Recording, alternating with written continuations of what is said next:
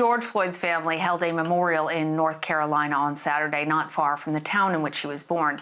A public viewing and private memorial drew political and religious leaders and everyday people who just wanted to pay their respects. Floyd died May 25th after a Minneapolis police officer kneeled on his neck for nearly 9 minutes. At his memorial service, one of the most powerful messages came from Hoke County Sheriff Hubert Peterkin, who had this to say to fellow members of law enforcement. If you need to sit down, wherever you are, law enforcement, get your cup of coffee, take a deep breath, because if you can't say these 6 words, I don't care how much you march with the groups and get on your knees and play with the children, it don't mean nothing if you can't say these 6 words. We are part of the problem.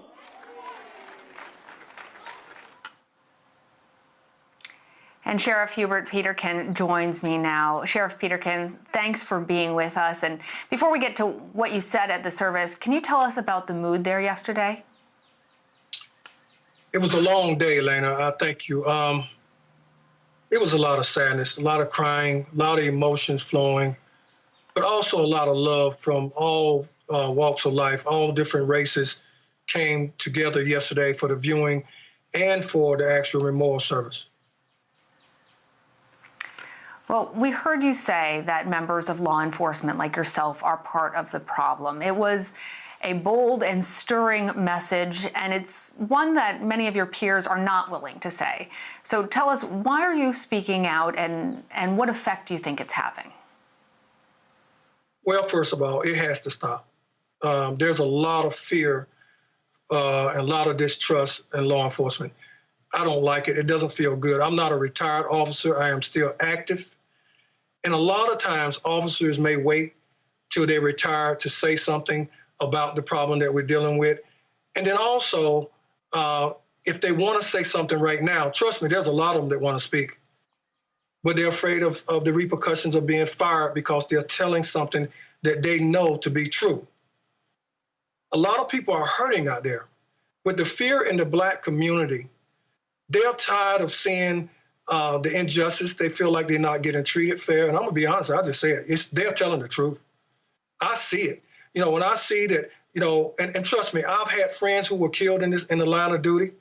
But when you see that when an officer is hurt, and then a citizen is hurt by an officer, that the standards are different. It's almost like it doesn't matter when someone is hurt out there by a law enforcement officer.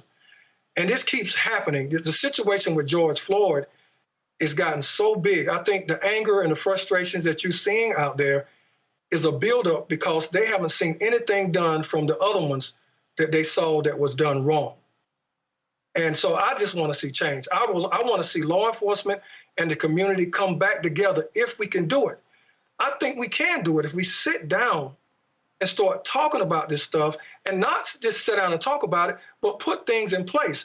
Now, one thing I will say that will help this whole situation is that our leaders in law enforcement, sheriffs, police chief, and other government agencies that deal with law enforcement, we got to be more accountable to the people that we have working in our agency.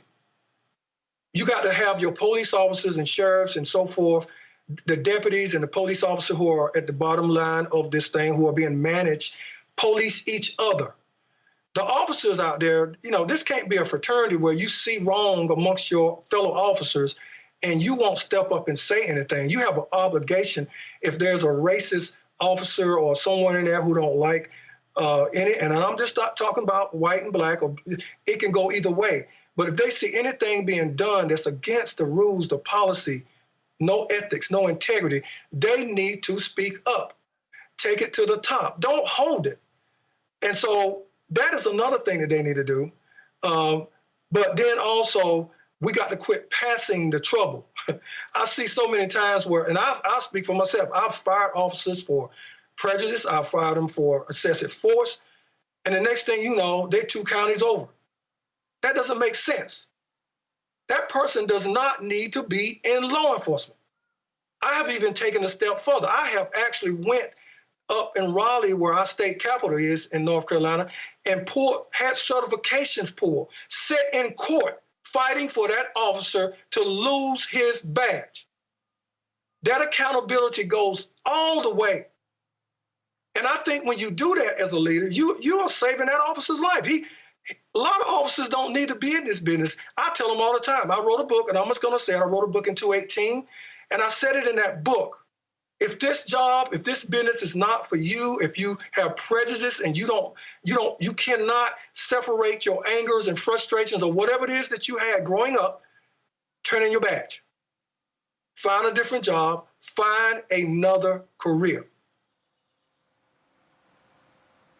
Do you think that training efforts can help? Because what you're describing is admirable, and there are a lot of police departments that don't have the resources to continue following bad officers into a couple counties over and making sure that they're held accountable. What types of systemic changes do you think can be made, and additional steps that you want to take within your own police department? Lana, let me be honest with you. You can train all week long, every week. It has to be here. That officer, people have been asking me for the past couple of days, what if the officers were raised that way, if they were taught to hate? Okay, but as a leader, it starts at the top, and then whatever's inside of that person is right here. You can see it. I don't care how big your agency is. Let me give you an example. I have managers who are under me, managers under those managers, managers under those managers. We have to hold those managers accountable. We don't need to meet just to have a meeting. I need to know, as the man at the top, what my people are doing down there. And it's structured that way. My managers know I have a zero tolerance for this. I have fired them, and we train all the time. It is the person.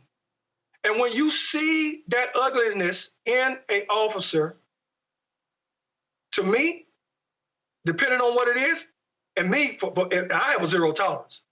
But if you see prejudice, I have had officers use the N-word in public. When I find that out, he's fired. I've had black officers who didn't like Latinos, and they would stop them, and just because they felt like they didn't need to be here, black and white, I have fired them. That is wrong. We have to be stricter about what we are doing. And we have to be men and women at the top, not just talking. We have to hold those people accountable. This job of law enforcement, especially today, is not for everyone. If you got a guy who has prejudice or a woman that has prejudice coming in the door, the minute you put that power on them, those guns, those batons, and they got Superman S on their chest, they feel more powerful than ever. And all that's going to do is escalate them, those prejudices and the things that they have in their heart and spirit. So you can't keep holding them there and slapping them on the wrist. I tried anger management. I tried training and all those other things, and it kept coming back. So that's why I have a zero tolerance for it right now. Speaking for police chiefs, go ahead, I'll let you go, and then I'll come back. Go. Oh, no. Please finish your thought, Sheriff. Well, police chiefs, sheriffs are elected by the people. I don't ever like to hear sheriffs say, I don't work for anyone, because yes, you do. You work for the citizens who elected you to that seat. And your office needs to reflect that whole entire county that you represent as a sheriff. Police chiefs have it a little different. There are a lot of departments where chiefs can't hire and fire, and I get all that. They have citizen committees that tell them that they can't hire or fire someone. They're governed by, yes. No, you didn't. I wasn't interrupting you. I just think that that's a really interesting distinction that you're making about public accountability to the citizenry that comes with being a sheriff, being an elected leader versus being appointed as a police chief. I want to know, though, Sheriff, right now. Sorry, I'm just wondering, right now, we're looking at a time when the distrust between citizens and police officers, law enforcement, the rift is just wide open. And I think that part of what was so powerful about your words yesterday is that by admitting the work that needs to be done from the law enforcement side, you help to build that bridge. But I'm wondering how else, what other concrete steps can police departments take to help rebuild trust between themselves and their communities? First of all, we got to stop doing what's happening right now. We got to stop. We got to stop. You know, those 6 words that I put out there yesterday, I guarantee you there was officers who had a problem. They had a hard time saying those 6 words. If you can't say that, you don't believe, you got to know we're part of this. We are part of the problem that we're seeing right now. You can't point the finger at the citizens, the Black community, the brown community, Latinos, so forth. You got to know that we are part of the problem. That's where this starts at, right now. Accept it. We are part of the problem. And I've heard it in my career. You know, officers say, well, what more do they want? What do they want us to do? We have to admit that we are contributing to this. And the citizens, especially our young people, they're so angry because they keep seeing they keep seeing the differences. They keep seeing it. Somebody dies, and please understand, all situations don't mean they're not like George Floyd, but there's a lot of them that have happened, and these officers are walking. So I'm speaking out. I'm taking a chance to do this. And no, if some officers don't like it, then I'm sorry, but they know I'm telling the truth. We are part of this problem that we're dealing with. You literally wrote the book on this subject. I wish we could continue speaking with you at length, but already you have contributed so much to this national conversation. I want to thank you for being on with us. Thank you, Lana, for having me. Thank you.